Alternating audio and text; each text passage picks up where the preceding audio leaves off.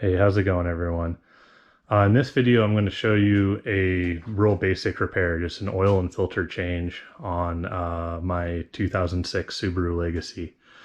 Now, normally when I'm doing work and I post on videos, I'm either working in the dealership that I work at or the community college that I'm an instructor at. Both of which are really fantastic shops and are really well equipped. For this video though, I thought I'd do a job that most people are going to do at home in my single car garage. So this is my single car garage that I have, and we're going to complete the oil and filter change here.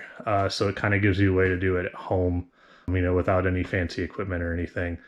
A couple of things to start with. This car's at the 3,000 mile-ish interval, which on Subarus is, that's about the extreme on oil changes, especially if you don't check it regularly. The car is warmed up. We let it get nice and warm to operating temperature. I do find though, when you're working at home, you don't want it, blisteringly hot, because then you run the risk of burning yourself. So with the amount of time that it takes to set everything up, usually the car cools down to enough of a range to where it's not going to burn you, but the oil is still very viscous and will drain out of the crankcase easily. So the first thing I like to do is pop the dipstick up. This is a trick I kind of learned at the dealership when I was a lube tech early on. Kind of does is it allows for air to take up the space the oil was occupying, as well as it's a reminder, hey, fill this up with oil. The dipstick sticking out, it's something that you'll notice before you slam the hood. Now, a couple of things that I've done is I have used a floor jack and jacked the vehicle up. So I do have the back wheel chalked, and I have jack stands installed in the correct location, as well as I put down this tarp. Now, I find that you can get these tarps at Harbor Freight. The benefit to using these tarps is you will have less of a mess in your own garage to clean up, because oil wipes up really easily off of that. On top of, if you're laying on your back, it's a lot easier to slide on the tarp than it is the concrete. So that's the first step I do. The tools that you're going to need for this particular car, will need some way to remove the drain plug. This is a 17mm socket that we're going to be using on a ratchet. You could use an open end wrench, and every car is going to be specific from that. A funnel, obviously, to install the new oil. Oil filter wrench. These come in a variety of sizes. Usually if you're doing work at home, you get one that's around the same size that you're going to need. And then other than the floor jack, the really only other two tools that you need that aren't really tools but kind of nice to have is an oil catch can / container to be able to keep your used oil in. So this one's kind of nice to where it has a sump, it collects the oil, and then the oil then is in a container that we can go and recycle. And then this container is for the used oil filter. This is kind of a plug for these guys, only because it's a really good organization. Is ocusedoil.com is an organization here in Orange County that actually encourages recycling of oil filter and oils. In California, it's really important. It is against the law to throw an oil filter away or to drain the oil down the storm drain, or the other trick is, putting it down the toilet, and that's not cool to do. On top of that, it might wreck your plumbing. ocusedoil.com, they actually have a couple programs if you follow them on Facebook, or if you go to their website. They usually give these things out for free. And they also have a program where you can exchange oil filters and get an oil filter of equal value at no cost, and they encourage recycling your oil, and you should do the same thing here. And that's why I'm going to use these things to properly recycle the oil and the oil filter, so that I'm not making car guys have a bad name and getting us in trouble with EPA or the HOA or anything like that. So the consumable parts that we're going to need, we're obviously going to need the oil. This particular EJ 255 engine holds 4.8 quarts of oil roughly, so 5-quart jug is really nice. The other thing that's nice about this is if you don't have the catch can, if you get a big large jug like this, then you can fill your old oil in this one from the catch pan, and then it's a lot easier to recycle it this way than doing it in individual jugs or trying to get like a milk container or anything.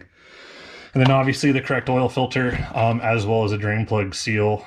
These are really easily overlooked. A lot of cars will either have a crushed aluminum one or a copper one like this if they're one-time use, or they can be rubber, and you might need to get a entire drain plug. We'll replace this seal right here. So what we'll do now is we'll start to drain the crankcase of engine oil, and then we'll move forward. So a couple of the tricks I've learned at home when you're using one of these catch cans is you position the deepest section away from the stream of the oil. The 5-ish quarts of oil that this thing's holding will have a lot of velocity as it comes out, so you want to try to aim it to where it's going to the deepest section and doesn't want to slosh out. And then you got to be on, moving it closer in when the stream gets a little bit less. The other thing that you want to do is you want to try to work away from yourself when you're breaking these drain plugs loose. That way you don't run the risk of pulling it against yourself and coming loose and whacking yourself in the face. The other thing I like to do is I like to keep pressure on the drain plug the entire time as I'm threading it out. That way, when it gets to the point where it's ready to come loose, I can grab it. And so if you keep tension on it, once it starts to drip, you can remove it, and there it goes. Drain plug's magnetic on this particular vehicle, and it makes it kind of nice because it will stick to the oil pan. So with the drain plug too, this is a magnetic aftermarket drain plug. There's not too much metal. It's really nothing to cry over, which is a good sign of the health of the motor. So once it gets to be about a light dribble like this to where it starts to drip, that's really about everything that the crankcase has. There's a marginal amount of oil left that you really won't be able to get out. So with the new drain plug seal installed, we can then thread on the drain plug and tighten it up to specification. Now in this case, if you don't have a torque wrench, typically these drain plugs are anywhere between 12 foot-pounds and 20 foot-pounds. They're really not that tight. So once you've fully threaded this in and you have contact, if you do a little bit less than a quarter turn or 45 degrees from when it stops, I should say an eighth of a turn, not a quarter of a turn, excuse me. That's usually about where it needs to be. You don't want to over tighten these because then you run the risk of pulling the threads out or jamming the threads on the drain plug and it coming out really difficult on the next oil change. So, you get it just snug enough. But ideally, you torque this with a torque wrench to the factory specification. So with that, our drain plug's installed and we ran that down. We want to wipe off any excess residue so that we don't run the risk of misdiagnosing an oil leak. Clean everything up so you don't drip. We can now move on to draining the oil filter. Depending on your vehicle, if you have a canister style oil filter like this and it's on the bottom of the engine, you drain the oil first, then you can take this off.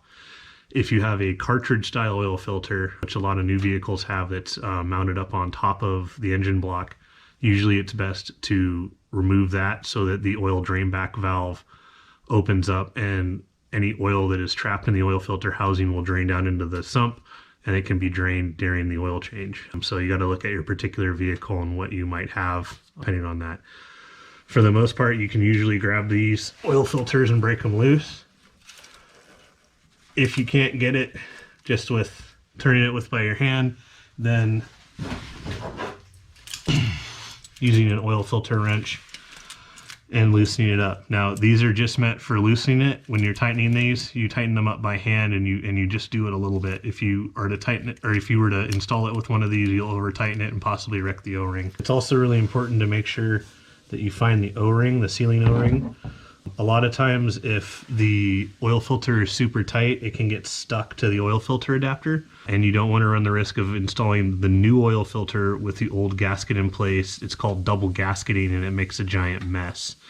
So it's a good idea to go up and wipe off the oil filter flange so that you know that the old O-ring's not there and you don't run the risk of double gasketing it. We will go through and wipe off the engine oil that's now on the exhaust heat shield so we don't get any smoke or anything. So at this point, usually it's a good idea to compare the old oil filter to the new oil filter you're going to be using. I'm using the direct replacement, but you want to make sure they're the same. If they're not the same brand, the same height, as well as that the O-rings match up. And I usually like to make sure that the O-ring of the old one matches up with the new one. Now, there is a debate on whether or not you put a little bit of oil on this or you put it in dry. Ultimately, it doesn't matter. There's always going to be a little bit of oil that's left on the oil filter flange. and that will lubricate the O-ring if necessary. I always find that it helps. It really doesn't matter. It's an argument that's really not worth having, to be perfectly honest with you. I also, too, if the oil filter is straight down like this, I like to pre-fill the oil filter with some engine oil. That increases or that decreases the amount of time that the engine will take to reach prime and have full oil pressure. So it does it a little bit quicker, and you're less likely to do any wear on the bottom end. So we're going to hand thread this on, and again, we're not going super tight with it. Once the O-ring contacts, you really just need to go about a half a turn, and then that's snug enough. You over tighten this, again, same thing, just like drain plug, you can wreck the O-ring, and the O-ring can bulge out and you can cause a leak. You obviously don't want to get it too loose, because these can work loose over time and cause an oil leak in a couple thousand miles. So with this now snugged up and the drain plugs torqued, we can now fill the car with engine oil. I usually like to leave the car jacked up still, just in case we forgot one of these two things and we have to clean up a mess, or we have to go back through and check everything. So usually it's a good idea to lower the car back down after you're done with the job. Okay, with the funnel in place and the oil fill cap removed, we're going to fill the crankcase of the engine up with the proper weight oil.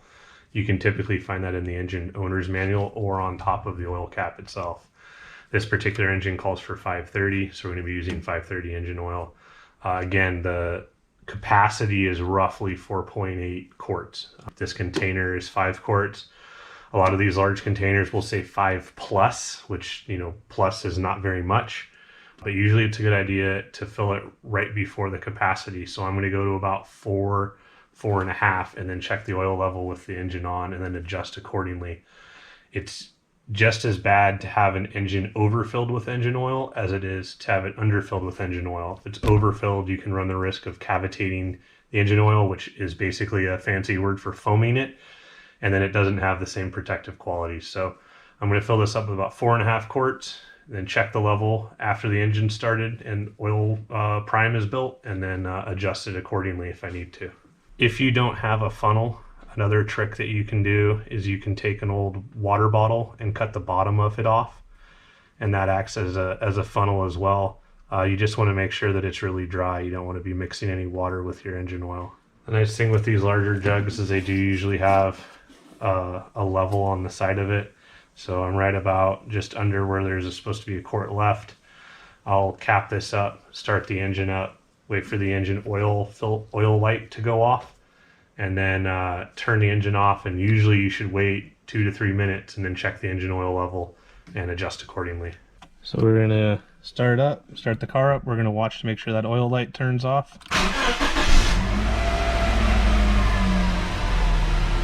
With the oil light off, that indicates that we now have proper oil pressure in the engine, and we can shut it off. And again, I usually like to let it sit for a minute or two. That way the engine oil can drop back down into the crankcase and we can get a more accurate level check. All right, so we've let the car sit for a little bit. So I'm going to take the dipstick out, wipe it clean first. This gets any oil residue that's been splashed up from the crankcase. It works its way up the dipstick tube. And then get it to where it fully seats, and then check the level. And where I'm looking for, hopefully that focuses, is I'm looking to be in between the 2 dots. Now, one of the things that's important is this car isn't level. It's lifted up in the front. So you always flip it over to see where you're at, and see how on the back side here, I'm actually closer to that dot than I am on the front. And again, that's because that's going towards the back of the crankcase, because the engine oil level isn't level with the vehicle. So what I'll need to do is I'll need to double check and make sure that there's no leaks from the oil filter or from the drain plug or any other that I've caused, and then lower the vehicle down to do the final check of oil to make sure that I have the correct oil in there. In between the 2 dots is indicating of 1 quart. So if you're halfway between, you're half a quart. If you're right at the bottom dot, you need to add a complete quart to it. But again, you want to kind of wait for the engine oil to return back to the crankcase so that you get an accurate level and you're not overfilling the vehicle. So with the vehicle back on level ground, I've lowered the vehicle down. I can then check the oil level one last time, and I am right at the safe mark, at the full mark. So this should be good for another 3,000 miles.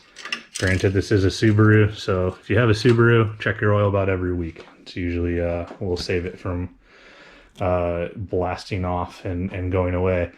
So other than that, just got to clean up the garage, the tools away, and then properly recycle the used engine oil and oil filter. Again, you know, make sure you're recycling it correctly. I'll link in the description below the organization that allows for that here in Southern California. Check your regional area though, because it might be different depending on where you live. Other than that, the only other thing that we'd have to do would be to reset a maintenance light. This car doesn't have one, so I don't have to worry about it. But it is a good idea to keep a log of every time you change your oil. If your car still has a warranty, keep the receipts. That way, if anything happens to the engine and the manufacturer is requesting that, you'll have all that documentation so that they can honor their warranty. It's also a good idea to keep the maintenance records just for your own knowledge. Other than that, thank you for watching, and I hope to see you guys in the next video. Thank you. Bye.